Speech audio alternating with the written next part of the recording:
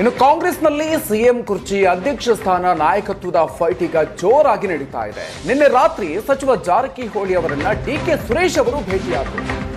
ಈ ಭೇಟಿ ಈಗ ಸಾಕಷ್ಟು ಕುತೂಹಲವನ್ನ ಮೂಡಿಸಿದೆ. ಡಿಕೆ ಸುರೇಶ್ ಅವರು ಸಚಿವ ಸತೀಶ್ ಜಾರಕಿಹೊಳಿ ಅವರನ್ನ ಭೇಟಿಯಾಗಿದ್ದಾರೆ. ಸಿದ್ದರಾಮಯ್ಯ ಬಣದಲ್ಲಿ ಗುರುತಿಸಿಕೊಂಡಿರುವಂತಹ ಸತೀಶ್ ಜಾರಕಿಹೊಳಿ ಹಾಗೂ ಡಿಕೆ ಸುರೇಶ್ ಅವರ ಈ ಭೇಟಿಯ ಸಂದರ್ಭದಲ್ಲಿ ಏನೆಲ್ಲ ಚರ್ಚೆ ಆಯಿತು, ಇದೀಗ ಸಾಕಷ್ಟು ಕುತೂಹಲವನ್ನ ಮೂಡಿಸ್ತಾ ಇರೋದು. ಕೆಪಿಸಿಸಿ ಅಧ್ಯಕ್ಷರ ಬದಲಾವಣೆಗೆ ಸತೀಶ್ ಅವರು ಒತ್ತಾಯವನ್ನ ಮಾಡಿದ್ರು. ಈಗ ಸತೀಶ್ ಜಾರಕಿಹೊಳಿ ಅವರನ್ನೇ ಸುರೇಶ್ ಅವರು ಭೇಟಿಯಾಗಿದ್ದಾರೆ. ಒಂದು ಕಡೆಯಲ್ಲಿ ಅಣ್ಣ ನಾಯಕತ್ವ ವಿಚಾರದ ಹಿನ್ನೆಲೆಯಲ್ಲಿ ಸಂದೇಶವನ್ನ ಕೊಡ್ತಾ ಇದ್ದಾರೆ. ಅತ್ತ ತಮ್ಮನಿಂದ ಸತೀಶ್ ಜಾರಕಿಹೊಳಿ ಅವರ ಭೇಟಿಯಾಗಿದೆ. ಈ ಭೇಟಿಯ ಉದ್ದೇಶ ಏನು, ಯಾವ ಕಾರಣಕ್ಕಾಗಿ ಈ ಭೇಟಿ ನಡೀತು, ಹಾಗಾದ್ರೆ ಇದೀಗ ಸಾಕಷ್ಟು ಕುತೂಹಲವನ್ನ ಮೂಡಿಸ್ತಾ ಇದೆ. ರಾಮನಗರ ಅಭಿವೃದ್ಧಿಯ ಬಗ್ಗೆ ಚರ್ಚೆಯನ್ನ ಮಾಡೋದಕ್ಕೆ ಬಂದಿದ್ದೆ ಅಂತ ಸುರೇಶ್ ಅವರು ಹೇಳಿದ್ದಾರೆ. ಸುರೇಶ್ ಭೇಟಿ ಹೊಸದಲ್ಲ ಅಂತ ಸಚಿವ ಸತೀಶ್ ಜಾರಕಿಹೊಳಿ ಕೂಡ ಹೇಳಿದ್ದಾರೆ.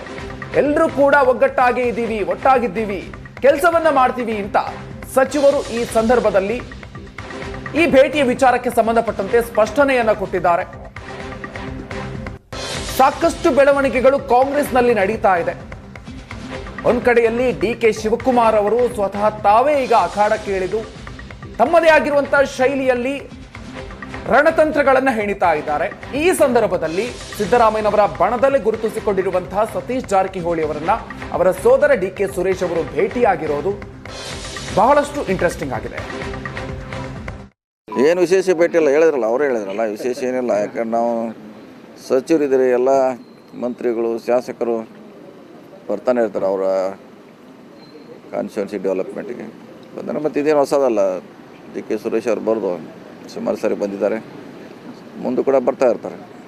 ಅಂದರೆ ಕೆಲವು ಊಹಾಪೋಹಗಳು, ಒಳ ಜಗಳಗಳ ಬಗೆಗೆ ತೆರೆ ಎಳೆಯುವಂಥದ್ದು, ಒಟ್ಟುಗೂಡಿಸುವಂತಹ ಬಗೆಗೆ, ಅಂದರೆ ಪಕ್ಷವನ್ನು ಒಟ್ಟುಗೂಡಿಸುವಂಥ ಬಗೆಗೆ ಏನಾದರೂ ಚರ್ಚೆ ಆಯಿತಾ? ಅದೇನು ಒಟ್ಟುಗೂಡಿಸಲ್ಲ, ಎಲ್ಲ ಒಟ್ಟಾಗಿದ್ದೀವಿ, ಒಟ್ಟುಗೂಡಿಸೋ ಅವಶ್ಯಕತೆ ಇಲ್ಲ. ಎಲ್ಲರೂ ಒಟ್ಟಾಗಿದ್ದೀವಿ, ಪಕ್ಷ ಕೆಲಸ ಕೊಟ್ಟಾಗೆಲ್ಲ ಒಟ್ಟಾಗಿ ಮಾಡ್ತೀವಿ, ಅದೇನು ಹೊಸದೇನಿಲ್ಲ, ಮಾಡ್ತಾನೆ ಇರ್ತೀವಿ. ರಾಮನಗರ ಜಿಲ್ಲೆ ಅಭಿವೃದ್ಧಿ ಬಗ್ಗೆ ಕೆಲವೊಂದಷ್ಟು ವಿಚಾರಗಳನ್ನು ಚರ್ಚೆ ಮಾಡಬೇಕಾಗಿತ್ತು. ಮಾನ್ಯ ಸಚಿವರನ್ನು ಭೇಟಿ ಮಾಡಿ ಮನವಿ ಮಾಡಿದ್ದೇನೆ. ಅದಕ್ಕೆ ಮುಂದಿನ ವಾರದಲ್ಲಿ ಸ್ಪಂದಿಸಿ ಸೂಕ್ತ ಕ್ರಮ ತಗೋತೀನಿ ಅಂತ ಹೇಳಿದ್ದಾರೆ. ಅವರು ರಾಜ್ಯದಲ್ಲಿ ನಮ್ಮ ನಾಯಕರಾಗಿದ್ದಾರೆ.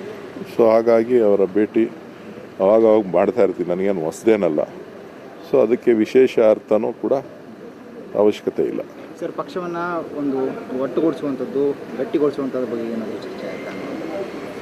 ಅದು ಪಕ್ಷದ ಹಿರಿಯ ನಾಯಕರ ಜವಾಬ್ದಾರಿ. ನನ್ನ ಅವರ ಭೇಟಿ ಕೇವಲ ವೈಯಕ್ತಿಕವಾದಂಥದ್ದು ಮತ್ತು ನಮ್ಮ ನಾಯಕ.